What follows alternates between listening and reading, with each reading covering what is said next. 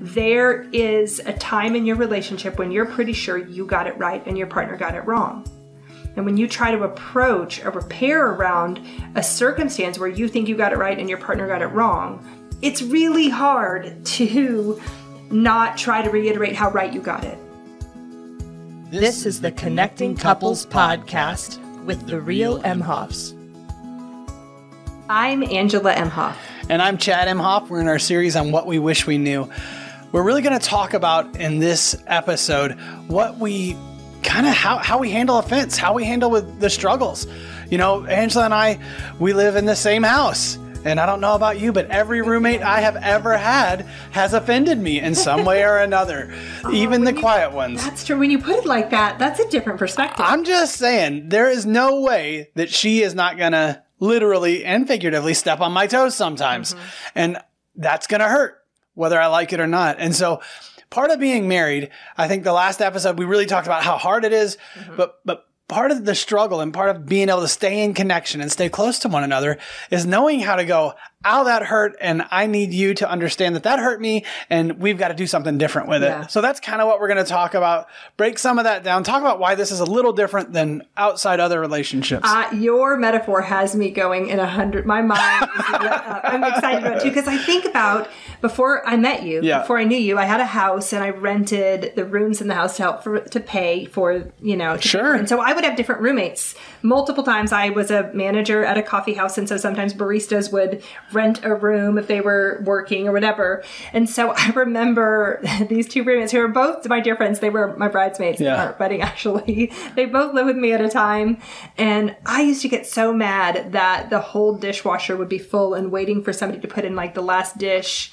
And so I put this little like passive aggressive note on the fridge about a good way to do it. Leaving dirty dishes in the sink. And my friends now, my roommates then, will still say, remember that one time you wrote the note about the forks left in the sink? And I was like, listen, control was what I knew, how to manage living in the same space with somebody. And yet here we are living in the same space. And you were just reminding me. Stepping on all the toes. On all the toes. Can you think back? It makes me think about it. Like, I worked at a place and there was a guy that would always put these notes up that was like, the dishwasher has been fired. Please wash your own dishes. or toilet paper management system has been replaced with you. Like you're supposed to put a new roll on or what. I'm like, golly. Anyway, go ahead. So it's an interesting thing because sometimes we forget that we are two humans living in a small space having to share things like bathrooms and kitchens and, laundry and children. Whatever the thing is, we talked about this a few episodes ago, that I am going to approach it in such a different way than you're going to approach it. Oh my goodness. And when we enter into this space in our heads that my way is the correct way to approach it, it immediately sets us up against each other. Because if you don't approach it the way I would, then I'm like, why are you approaching? Now I'm offended. Now he's offended. And now we're against each other. There's this nice pat phrase. You brought up Starbucks or baristas, right? And I'm like, we should assume positive intent. Oh, that Angela. was such a great... Listen, I loved that coffee company. I learned a lot of incredible things from working for them as long as I did. But that was something that they always used to say as a manager when you're, working with or having to do correction or guidance for any of your employees, partners, they called them. Baristas. Yeah, that you would go into the meeting assuming positive intent. Assume that you have just gotten it wrong. Yeah. Or that you're missing I misunderstood something. Help me get it. Yeah. If we approach, listen, pursuers, pro tip, hashtag pro tip right here. If you approached your withdrawer and assumed positive intent, assuming that you might have just missed something and asked for clarity in a curious way, that would it might work. It would change something. Well, but and for me, it's like, you know why that doesn't work in because my tone is like, let me just get clear about what it is that... No. Even if you come to me, before you ever even notice it, like, you'd think you know my intent. Yeah, I do. We're married. Well, We've been doing this for a minute. Okay, that's not what I'm saying, assuming positive intent. That's instead what we actually do. Which is, Well, I tell you what I've assumed your motivation is. Well, and I think that, we get people that work different places, good places, and they have these like assume positive intent or be curious with your, people that work under you. Be like the change you want to be in the world. Which is true. But I'm not out in the world. I'm in my bedroom or I'm in my office or I'm in my kitchen. Right. And it's like, now I see for the 100th time that Chad, I'm being Angela. Left the seat up. Left the bowl by the sink. He didn't even put it in the sink this time. Right. He's like, I know. And so I'm like, you assume that I'm like, oh, he knows that hurts me and he doesn't care about me. Right. Yeah. Yeah, yes. Because it's a bit of a different thing. I'm like, but I'll tell you what, y'all, if you can assume positive intent, do it. That'd be great. If those kind of like tips and tricks work in a relationship. No, because in my mind, I'm like, let's go. Go ahead. Okay, Chad. Show me the way. Show me the way. Scenario. Dishwasher is full. We're eating breakfast together. Mm-hmm. We try to make that space. It's a good day. It is. We try to make that a like electronics free space. Yeah. Except Chad has a smartwatch. We can have that conversation later. So in the middle of our breakfast, his wrist starts vibrating and he starts glancing at it. So when I say to him, hey, the dishwasher's full, could you put your, bowl in it? He may or may not, here's my positive intent. He must not have heard me because he was looking at his watch the moment I said that. But even that gets my heart but he shouldn't have been looking at his watch. And now he's leaving his bowl and he didn't hear me and he didn't listen and he doesn't even care about me. Does he just think I'm going to come behind and put all his dirty dishes away? And doesn't he already know? And here oh my gosh. The day is gone. You guys, I just lost the day. It's like 9:00 and you have already like... Are you kidding? Avery has to be at school at 8. It's like 7:15. Well, maybe. Who knows? But that's not how it works in a relationship. Angela is invariably, there is no way that she doesn't hurt me or offend me in relationship. Yeah. There is no way that I don't hurt or offend Angela. Flip it for a second, because we've talked about this before. I just share my aggressive pursuer side. Yeah. Talk about a morning scenario where I offend you as a withdrawer. It's pretty easy. Like I get up at 5:30 a.m. I'm trying to work out. I don't get that done because there are other things that have to be done. Like I get the dogs fed, I get the coffee made, I get the lunch packed for the kid. Then you wake up a little bit early and you have this other plan of how things could go. You want to talk to me about this or about that. And I kind of ditch my plans to help you out. And then you were going to take Avery to school, but then, could you do that for me? I'm running a little bit late or whatever. And it's like all of a sudden, like you're just shifting stuff towards me. And I'm like, Angela, I have plans too. Were you listening in on my session with my clients today? No, because I'm pretty sure they gave me that exact scenario. I'm like, but it is. It's like I have plans too. This is fresh. So then I just don't say anything, or I shut down, or I'm frustrated with you throughout the day. Even as you say that, there's this little part of me that goes, I see how that plays out, and I don't say to you, hey, I noticed you're getting up early to take care of, to self-care, to work out, to try hard. This is what positive intent would be. Yeah. I could see the effort that you're making and the impact that me just throwing a wrench in it is just completely misses you. Yeah, but you're gonna.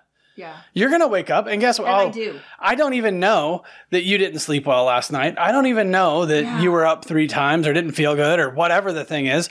All I know is that my alarm went off at 5:30 and I didn't want to get out of bed, but I'm gonna get out of bed so that I can have, at least some of the things that I want to get done. And then you're not running late, but I am. Because you didn't sleep well. Probably. I could assume positive intent too. Intent, not just that I... But you hit your snooze 3 or 4 times and then I walk in and you're laying in bed looking at your phone, and you're kind of in a bad place. And I'm like, okay, well, if she could get out of bed... I'm in a good place. Well, or not. I mean, but you could get out of bed and do some of the things I did this morning if... But then you're like, hey, can you do me you don't even say do me a favor. It's more like, take Avery to school. I'm not going to be able to get there or whatever. I'm like, okay. Very aggressive. Well, but maybe you're not feeling good. I mean, that's the truth of life. Yeah. Some days it sucks. And some days you're offensive. And some days I'm offensive. And some days I don't. Yeah. I don't meet your expectations. And you don't meet mine either. Right. And so. Golly, how does that feel, you guys? Does it feel familiar? We're just being honest. It does for me. But here's the thing, though. One of the things we wanted to bring to you in this specific episode is when we do this every day, day in and day out, and let's say we have a hard week, let's say we have a hard month, let's say we have a hard season, this stuff starts to build up. How many days in a row can Chad take it on the chin that I'm just overlooking that he's getting up early and doing the things he's doing? How many days in a row can I handle him putting the bowl beside the sink because he has 8 other things going on and that's something that he just didn't do? How many days can we let that stuff go before it starts building up, before we start believing my partner just doesn't care about me? Now I have bitterness. Now I have resentment. Yeah. Now that's building up. And now I believe about him that he just doesn't care. Not that the day is lost, but that there's something going on with my partner's character or who he is or who I am. Or how I view you. I mean, there's a lot of little nuances that could be in that. That's really what we want to kind of shift this. The reason why we want to give you these like very practical, tangible, can you feel it? We wanted to bring to you, here are some tangible examples. Feel it with us as we talk through it. As we say, here's how our day goes. That happened yesterday morning, this morning. I mean, that's very... One of those days, they all run together. Yeah. But how do we make sure that we're not holding on to that stuff? And then that bitterness, unforgiveness, belief about my partner is now influencing my next interaction with him. My ability to connect with him emotionally, intimately, physically. All of that stuff weighs in. And so in this episode, we really wanted to talk about the value of, I just want to almost call it like mini forgiveness. Yeah. Not like we're not talking about a giant an affair or something. Yeah. But the importance of in the moment, little daily, that offended me and I need to forgive it. Or I need to release it. I need to not. And it is, if you can, go to the positive intent. Try to, but man, y'all, we talked about this last time. This is an effort. Yeah. This is the work of relationship. To be able to go, no, I'm going to choose to look at that and forgive that and say, I'm not going to hold that against her. I'm not going to let that bitterness run our relationship. If I hold on to every offense that my wife, but I was thinking about like, if I held on to every offense that every roommate ever made against me, I wouldn't have any roommates. And this is somebody that I'm saying I'm a long-term roommate, right? Like rest of my life, I'm going to probably live with her if things go right. Yeah. So I'm like, I can't hold on to the time that she, whatever. I want to come back though, because now what we want to do for you guys is actually, we've given you these silly examples that aren't so silly. Us in the morning and him leaving a bowl beside the sink, or us in the morning, him waking up at 5:30, feeding the dogs, packing the lunch, doing the things that he does, and then me fumbling in late and switching his plans and having him do something that I was going to do. This happens. I know that this stuff happens in your relationships. And so what we want to do is show you, bouncing off of last episode that we did about owning your own part, coming to the table and said, this is what I played in it, that we need to learn how to bring our pain to each other and forgive each other and ask for forgiveness. So we both want to just jump right into those little scenarios that we gave and show you what a forgiveness or a repair would look like in those scenarios. So I'm going to start with talking to Chad about the sink, the bowl, that my feelings got hurt. Yeah. Because if I don't, and I start to believe he just doesn't care, that really does damage to our relationship long term. And so this is one of those things where when people say, how do you and Chad do it? We do this. We circle back and we say, hey, that hurt my feelings, and now I'm believing things. So let me say that. This is a conversation that we have had in the past. Yeah. Chad, I really got this maybe later that evening, or it's stewing. Ladies and gentlemen, if your partner goes to work and has a long work day where they are responsible for a lot of things, it is not really the best idea to send them a whole bunch of text messages with this content when they have other things that they have, if they just can't give it the time that it needs. So let me just say that's my little disclaimer. It doesn't mean some of you aren't going to try and send a text to your partner saying, hey, you really offended me when you left the bowl. Good luck at your 9:00 meeting. I mean, like, that stuff happens. Yeah. But in this moment, let's say I've thought about it throughout the day. We have talked before about this thing we do called Heart Guard, which is that if we have done what we have coached you guys on doing, which is Heart Guard, then I have taken my offense to God. And I said, you know what, God? Here I am. I'm mad at my husband. I can feel myself being mad at my husband. I'm in my own head trying to righteously defend my position and how much I do. And I did the dishes and he didn't see it and he's not listening and he brought it.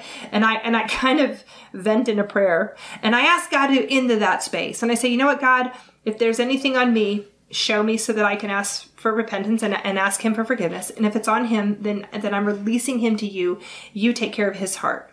And I protect my heart in that space. And then I prepare myself to return to a posture of humility, that positive intent where I can come back to Chad and say, hey, this morning you hurt my feelings and it really got to me.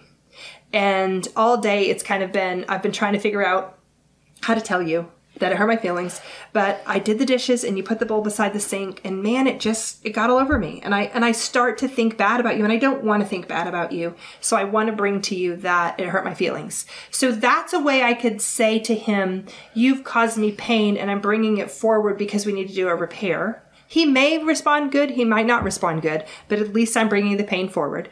Or I could say, hey, I recognize that when you put that bowl beside the sink, I just lit into you. And I hate when we start our mornings with me yelling. I don't want to be that person. I hate that I yelled at you. I don't even see all that you do. Can you forgive me? So either I present my pain and give him a chance to say, I do recognize that, or however he'll respond, or I ask for forgiveness. That's what my part would look like for my scenario. What about you, Chad? Man, if I'm trying to be realistic as a withdrawer, but also a busy person, probably a lot of me would want to be like, okay, I'm just going to forget that, move on, move forward. But if I felt like it was really stewing inside me and I'm like, I'm really frustrated with this, I probably would come to you and just say, man, I'm really trying hard at this. And I don't think you see the effort I'm making. Yeah. We have to shift something. We have to adjust because it leaves me in a bad space. And then I think you don't care about my work. I think you don't value what I'm doing or who I am. And so that might be how I would express it. Just say, I need to be seen in this. I need to be understood in this. So that's the one where I would be kind of bringing my pain to you. This is what hurt inside me and hoping that you could respond to it. And then the other one where I'm really kind of bringing and asking for forgiveness would be if I were to go, you know what? I left this morning and I was pretty frustrated with you and I went to work and I've been frustrated with you all day. And so I just need to ask you to forgive me because I wasn't engaged in the relationship. I disengaged. I took my pain and I kind of harbored it and believed some nasty things about you. So will you forgive me for not engaging, for not letting you know that something was going on this morning and even just sharing my frustration? One of the worst things that we do in relationship is actually that kind of shutting down. It's actually the absence of care. Yeah. And so the fact that I didn't let my wife, you, Angela, into that story or into my struggle was really kind of a form of neglect in a way of our relationship. Mm. And so I have to engage that. Now, it's tricky, especially for the withdrawer, because my hope is that if I don't address it, it'll go away.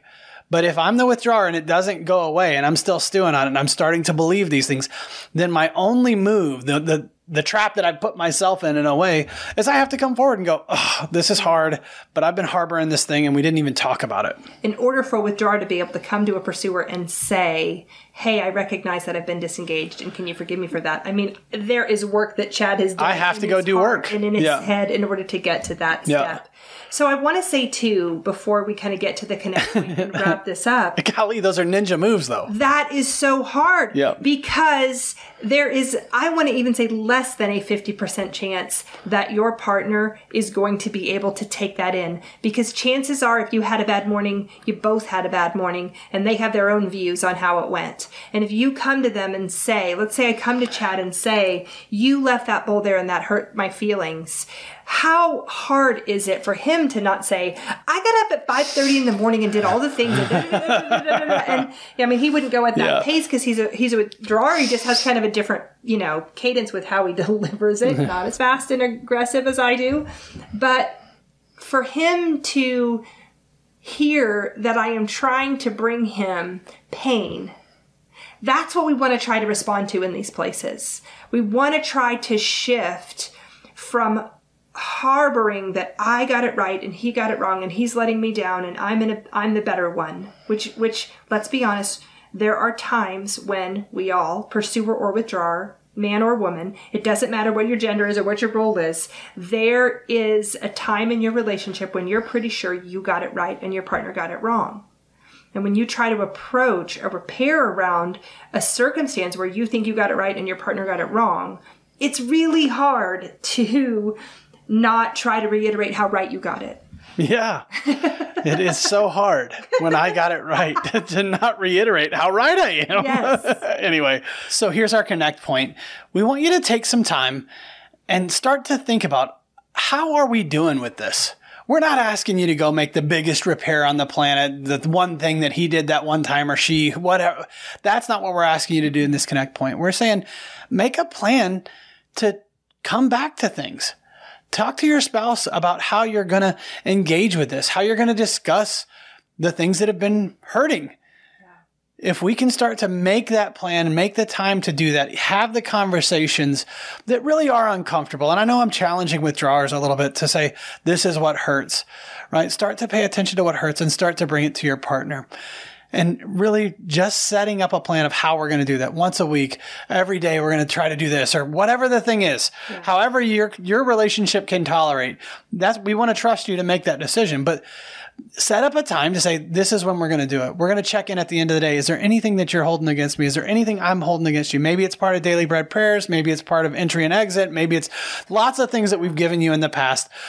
But having a plan for what you're going to do with offense and having a conversation about that, man, I think that's a good start. And I think it sets you up to kind of get that list of hurts kind of handled. You're pushing on pursuers too, because it's going to be hard. And I want to just say that it's going to be hard. If a withdrawer actually does bring their pain forward and say, hey, pursuer, you didn't see how hard I'm working and that hurts my feelings. Or you were maybe too harsh or too critical in that. Yeah. Or whatever that is, if that withdrawer brings some pain forward, we tend to want to defend our position and show how hard we're working. And so being able to respond and not making it about what you're doing, either side, withdrawer or pursuer, but to say, thanks for bringing that pain forward. I want to respond to it. I'm sorry that happened. I don't want us to get in those fights as well.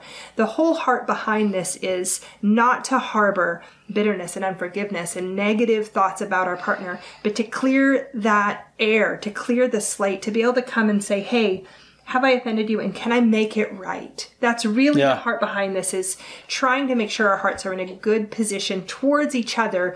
And if we do that more frequently, it really does, for us anyway, makes it not as heavy. Yeah. It makes us return quicker to a positive experience, makes us not hold the fight for as long. It really, when we get some reps of doing a really good repair around these fights, makes them easier to talk about afterwards as well. And so that's what we're pitching to you. We know these are ninja moves. We know these are hard, but we believe in you. We're trying them ourselves. We're pitching you to try them. We love to get your feedback.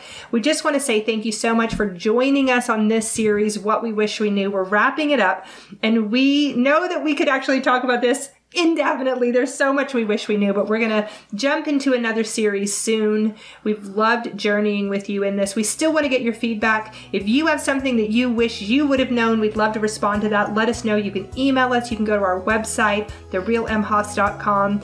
As always, one of the best things that you can do is refer us to somebody else. Do you know another couple who could benefit from having these conversations? Please let them know about us. And if you get a chance, like us on Google or Spotify or iTunes. It really helps us to get that exposure that we need. We have a few conferences coming up, so make sure you stay tuned to our Facebook page and our website, and we look forward to journeying with you in the future. Thanks so much. Thank you.